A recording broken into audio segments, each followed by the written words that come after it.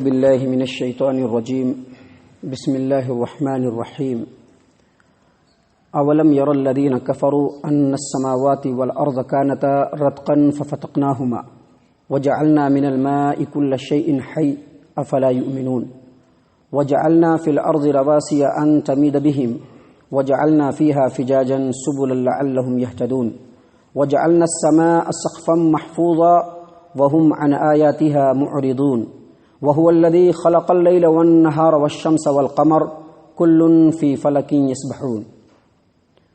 محترم سامعین کرام، یہ سورۃ الانبیاء ہے اور سورۃ الانبیاء سے ابھی آپ کے سامنے آیت نمبر 30 سے لے کر کے آیت نمبر 33 تک یہ 4 آیات تلاوت کی گئی۔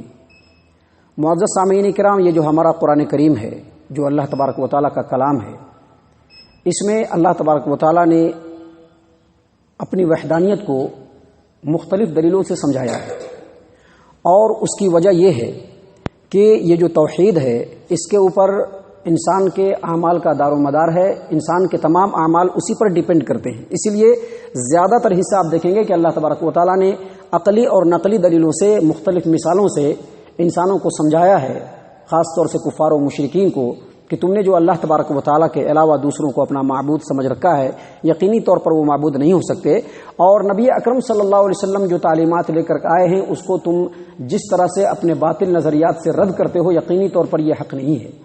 اللہ تبارک و تعالیٰ نے کفار و مشرکین کو متوجہ کرتے ہوئے فرمایا، اولم یر الذین کفروا ان السماوات والارض کانتا رتقا ففتقناہما۔ یہ کافر لوگ کیا اس بات پر غور نہیں کرتے کہ زمین و آسمان پہلے ایک دوسرے سے بالکل ملا ہوا تھا، جڑا ہوا تھا، گڈمٹ تھا، ففتقناہما، تو اللہ نے اس کو الگ کر دیا، رتقن ففتقناہما۔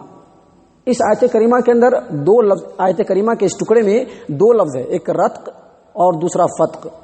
رتق کا مطلب ہوتا ہے 2 چیزوں کا یا کئی چیزوں کا گڈمٹ ہو جانا، بالکل جڑ جانا، اور فتق کا مطلب ہوتا ہے جڑی ہوئی چیزوں کو الگ کر کے علیحدہ کر دینا۔ آیت کریمہ کے اس ٹکڑے میں اللہ تبارک و تعالیٰ نے کائنات کے نقطۂ آغاز کو بیان کیا ہے کہ کائنات کو کیسے اللہ تبارک و تعالیٰ نے بنایا۔ یہ جو زمین و آسمان ہے اور اس کے اندر جو اجرام فلکی ہے، یہ پہلے بالکل ایک دوسرے سے ملی ہوئی گڈمٹ تھی، بالکل ایک دوسرے سے چپکی ہوئی تھی۔ اللہ تبارک و تعالیٰ نے اپنی قدرت کاملہ کو سامنے رکھ کر کے ان چیزوں کو الگ کیا اور زمین و آسمان کی الگ سے پیدائش کی، اور اجرام فلکی جو آپ دیکھ رہے ہیں، سورج، چاند، ستارے، سیارے، ان تمام چیزوں کو اللہ تبارک و تعالیٰ نے اسی سے پیدا کیا۔ اللہ تبارک و تعالیٰ غور فکر کرنے کی دعوت دے رہا ہے کہ یہ جو کفار و مشرکین ہیں، کیا یہ اس بات پر غور نہیں کرتے کہ یہ جو زمین آسمان ابھی الگ الگ ہے، پہلے بالکل گڈمٹ تھی، ملی ہوئی تھی، اللہ تبارک و تعالیٰ نے اس کو الگ کیا اور دونوں کی تخلیق کی۔ اس کے بعد اللہ تبارک و تعالیٰ نے مزید اپنی قدرت کی طرف اشارہ کرتے ہوئے فرمایا، وَجَعَلْنَا مِنَ الْمَاءِ كُلَّ شَيْءٍ حَيٍّ أَفَلَا يُؤْمِنُونَ۔ اللہ تبارک و تعالیٰ نے ہر جاندار چیز کو پانی سے زندگی بخشی، ہر جاندار چیز کو پانی سے زندگی بخشی۔ اس کا کئی مطلب ہوتا ہے۔ پہلا مطلب یہ ہے کہ جتنے بھی جاندار ہیں ان کے اندر جو جان ہے اس کی اصل وجہ پانی ہے۔ پانی ہے تو وہ جاندار چیز زندہ ہے، اگر پانی نہیں ہے تو وہ مر جائے گا۔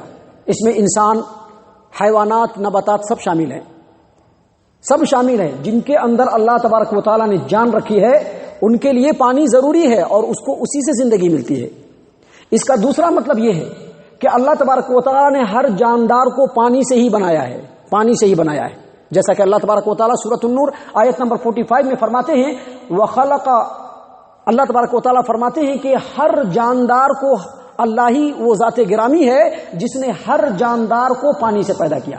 اس کا مطلب یہ ہے کہ اس روئے زمین پر جتنے بھی جاندار آپ کو نظر آ رہے ہیں، اس کے جسم کے اندر، اس کے بناوٹ کے اندر پانی کی بھی آمیزش ہے، اگرچہ پانی اس کا عنصر غالب نہیں ہے۔ مثلا انسان جو ہے اس کے اندر زیادہ مٹی ہے اور انسان مٹی سے ہی بنا ہے، لیکن اس کے باوجود اس کے اندر پانی ہے۔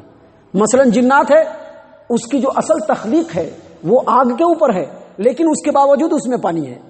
تو اس کا مطلب یہ ہوا کہ جتنے بھی جاندار ہیں سب کی پیدائش پانی سے ہی ہے۔ اور اس کا تیسرا مطلب یہ ہے کہ اس کائنات کے اندر جتنی بھی چیزیں اللہ نے بنائی ہے سب کے اندر پانی ہے، جیسا کہ کتاب و سنت کے صحیح دلیل سے اس سے پہلے بھی بتلایا جا چکا ہے کہ سب سے پہلے اس کائنات میں صرف پانی تھا، اور پانی کے اوپر اللہ تبارک و تعالیٰ کا عرش تھا۔ اللہ تبارک و تعالیٰ نے پانی سے ہی ہر چیز کی تخلیق کا آغاز کیا۔ اس کا مطلب یہ ہوا کہ جمادات جو بھی چیز ہیں، مٹی ہو، پتھر ہو، لوہا ہو، ان تمام چیزوں کے اندر پانی ہے۔ اگر اس کے پانی کو جذب کر لے اللہ تبارک و تعالیٰ تو پھر یہ جڑا ہوا نہ رہے بلکہ ریزہ ریزہ ہو جائے۔ تو اللہ تبارک و تعالیٰ نے اسی بات کو، اسی کاریگری کو یہاں پر بیان کیا کہ اللہ تبارک و تعالیٰ فرماتے ہیں وَجَعَلْنَا مِنَ الْمَاءِ كُلَّ شَيْءٍ حَيٍّ۔ اللہ تبارک و تعالیٰ فرماتے ہیں کہ ہم نے ہر جاندار چیز کو زندگی جو بخشی وہ پانی سے ہی بخشی، اور یہ ہماری قدرت ہے، یہ ہمارے قدرت کاملہ ہے۔ لیکن اس کے باوجود یہ جو کافر لوگ ہیں اللہ تبارک و تعالیٰ کے خالق کائنات ہونے پر ایمان نہیں لاتے ہیں۔ اس کے بعد اللہ تبارک و تعالیٰ نے مزید اپنی قدرت کو بیان کرتے ہوئے فرمایا وَجَعَلْنَا فِي الْأَرْضِ رَوَاسِيَ أَن تَمِيدَ بِهِمْ۔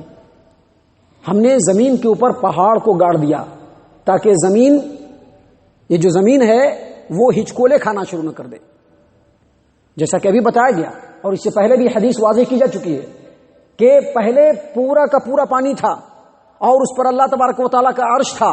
جب اللہ نے زمین کو بچھایا تو پانی پہ بچھایا تو پانی کے اندر موج ہوتی ہے جس کی وجہ سے زمین ہل سکتا ہے۔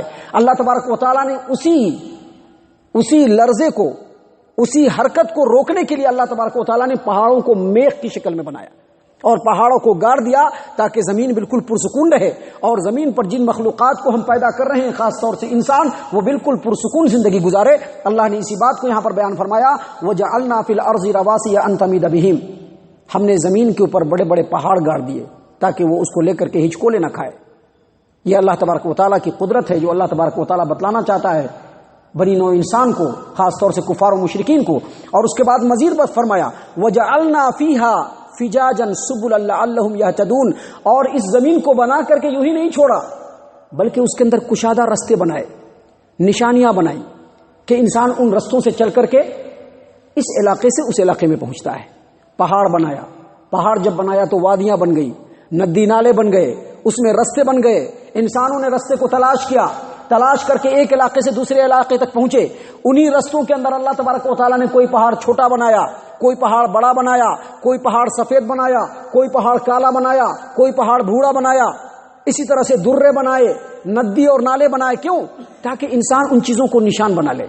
ابھی کوئی انسان کہیں چلتا ہے تو کہتا ہے وہ جو بڑا پہاڑ ہے نا دکھ رہے ہیں اس کے ٹھیک نیچے ہمارا گاؤں ہے، اس کو جانے کا راستہ اس طرف سے ہے، راستے میں ایک چھوٹا سا نالا ملے گا آپ کو۔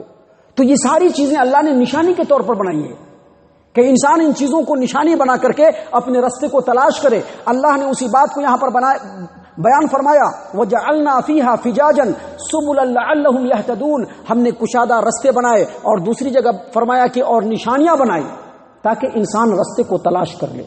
اس کا دو مطلب ہے، رستے کو تلاش کر لے کیا مطلب؟ ایک یہ کہ ان رستوں کو پہچان کر کے انسان سمجھ جائے کہ اس علاقے سے اس علاقے تک جانے کا راستہ یہ ہے، اور دوسرا اللہ تبارک و تعالیٰ کی ان کاریگریوں پر غور کر کے انسان اللہ تبارک و تعالیٰ کے معرفت کی ہدایت کر لے اور سمجھ جائے کہ میرا رب یقینی طور پر خالق کائنات ہے اور اس کے علاوہ کوئی عبادت کے لائق نہیں۔ اس کے بعد اللہ تبارک و تعالیٰ نے مزید فرمایا وَجَعَلْنَا السَّمَاءَ سَقْفًا مَحْفُوظًا۔ دور کیوں جاتے ہو انسانوں؟ اللہ تبارک و تعالیٰ انسانوں کو کہہ رہے ہیں دور کیوں جاتے ہو؟ اپنے سر کو اٹھاؤ اور اوپر آسمان کو دیکھو۔ وَجَعَلْنَا السَّمَاءَ سَقْفًا مَحْفُوظًا۔ ہم نے آسمان کو مضبوط چھت بنایا ہے، اور یہ چھت ایسا چھت ہے کہ اگر انسان اس پر غور کرے تو دوسرے کسی بھی نشانی کی اس کو ضرورت نہیں۔ اللہ فرماتے ہیں وَهُمْ عَنْ آيَاتِهَا مُعْرِضُونَ۔ اس کے باوجود یہ ہماری نشانیوں سے انکار کر رہے ہیں، منہ موڑ رہے ہیں، اعراض کر رہے ہیں۔ مطلب اللہ تبارک و تعالیٰ کے کہنے کا یہ ہے کہ اللہ تبارک و تعالیٰ نے جو کائنات بنایا، کائنات کے اندر جو نظام بنایا، اور دن اور رات کی جو آمد ہے، سیارے جو چل رہے ہیں، یہ تمام اس بات کی طرف اشارہ کرتے ہیں کہ ان تمام سسٹم کو چلانے والی کوئی ہستی ہے، اور وہ ایک ہی ہستی ہے جو اس قدر طاقتور ہے، اس کے طاقت کی کوئی انتہا نہیں ہے، وہ علیم و قدیر ہے، ہر چیز پر اختیار رکھنے والا ہے کہ ان تمام سسٹم کو اس نے برقرار رکھا ہے۔ اب یہ جو کفار و مشرکین محمد صلی اللہ علیہ وسلم سے معجزے مانگ رہے ہیں کہ معجزہ لائیے تب آپ کو نبی مانیں گے، اس کا مطلب ہے کہ ان نشانیوں پر انہوں نے غور نہیں کیا۔ اگر وہ ان نشانیوں پر غور کریں گے تو ان کو پھر دوسرے معجزے کی ضرورت نہیں ہے۔ اللہ فرما رہے ہیں اس کے باوجود یہ لوگ ہماری نشانیوں سے منہ موڑ رہے ہیں۔ آخر میں اللہ تبارک و تعالیٰ نے ایک اور نشانی، ایک اور دلیل دی، فرمایا وَهُوَ الَّذِي خَلَقَ اللَّيْلَ وَالنَّهَارَ وَالشَّمْسَ وَالْقَمَرَ كُلٌّ فِي فَلَكٍ يَسْبَحُونَ۔ وہی وہ اللہ ہے جس نے دن اور رات کو پیدا کیا، رات اور دن کو، اور سورج اور چاند کو بنایا. اور پھر کیا فرمایا؟ وَكُلٌّ فِي فَلَكٍ يَسْبَحُونَ. اور یہ جتنے بھی سیارے ہیں، جس طرح سے زمین ہمارا سیارہ ہے، سورج سیارہ ہے، اسی طرح سے اور بھی بہت سارے سیارے ہیں. اللہ فرماتے ہیں کہ یہ تمام کے تمام سیارے فلک کے اندر، آسمان کے اندر گردش کر رہے ہیں، حرکت کر رہے ہیں.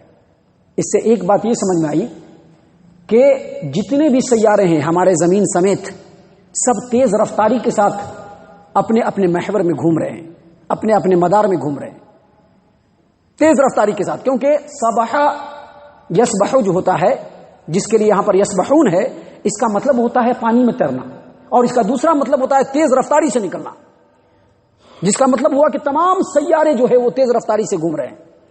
اور اس سے یہ بھی سمجھ میں آیا کہ تمام کے تمام سیارے گھوم رہے ہیں، کوئی ایک سیارہ گھوم نہیں رہا ہے. جس طرح سے سورج گھوم رہا ہے اس طرح سے چاند بھی گھوم رہا ہے. اب یہاں پر سوال یہ پیدا ہوتا ہے کہ ہماری زمین گھوم رہی کہ نہیں گھوم رہی ہے. تو سائنس نے اس سلسلے میں کئی نظریے پیش کیے ہیں. جب سے زمانہ ہے، جب سے دنیا ہے، تب سے سائنس نے اس سلسلے میں کئی نظریے پیش کیے ہیں. کبھی یہ پیش کیا کہ ہماری زمین بالکل ساکت ہے جیسا کہ ابھی ہے اور سورج گھوم رہا ہے، اور کبھی یہ نظریہ پیش کیا کہ سورج بالکل خاموش ہے اور ہمارا زمین گھوم رہا ہے. آپ اٹھا کر کے دیکھیے علم حیات کی جو تاریخ ہے اس کے اندر آپ کو پتا چلے گا کہ کئی نظریے آئے اس سلسلے میں.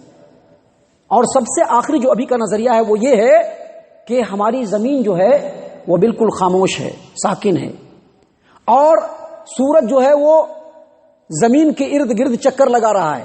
اور صرف اتنا ہی نہیں بلکہ یہ بھی اندازہ لگایا گیا ہے کہ سورج اپنے تمام سیاروں کے ساتھ کسی بڑے سورج کا چکر لگا رہا ہے. لیکن اس آیت کریمہ پر اور اس کے علاوہ جو دوسری دلیلیں ہیں اس سے یہ ثابت ہوتا ہے کہ جہاں تمام سیارے گھوم رہے ہیں وہیں ہماری زمین بھی گھوم رہی ہے. لیکن یہ اللہ تبارک و تعالیٰ کی قدرت کی کاریگری ہے کہ اتنا تیز رفتار میں گھومنے والا زمین، اس پر انسان بالکل پرسکون اپنی زندگی گزار رہا ہے. اور یقینی طور پر یہ بھی اللہ تبارک و تعالیٰ کا بہت بڑا شکر ہے انسانوں کے لیے. اور یہ بھی اس بات کے اوپر دلالت کرتی ہے کہ یقینی طور پر اللہ تبارک و تعالیٰ ہی اکیلے اس پورے کائنات میں معبود ہے اور اس کی ہی عبادت کی جائے، اس کے علاوہ کسی کی عبادت نہ کی جائے. اللہ تبارک و تعالیٰ ہم تمام کو ان آیات کے اوپر غور و فکر اور تدبر کرنے کی توفیق عنایت فرمائے. اللہ کی وحدانیت کو پختگی کے ساتھ اپنے دل کے اندر اور اپنے تمام رگو پے میں سرایت کرنے کی اور رچانے بسانے کی توفیق عنایت فرمائے. اللہ تبارک و تعالی ہم تمام کو مومنین کے صف میں شامل فرمائے، جنت الفردوس میں جگہ عطا فرمائے. اے اللہ ہم تمام کو جہنم سے پناہ دے. اے مالک الملک ہم تمام کو جہنم سے پناہ دے. اے بار الہ ہم تمام کو جہنم سے پناہ دے. آمین یا رب العالمین. وما علینا الا البلاغ المبین.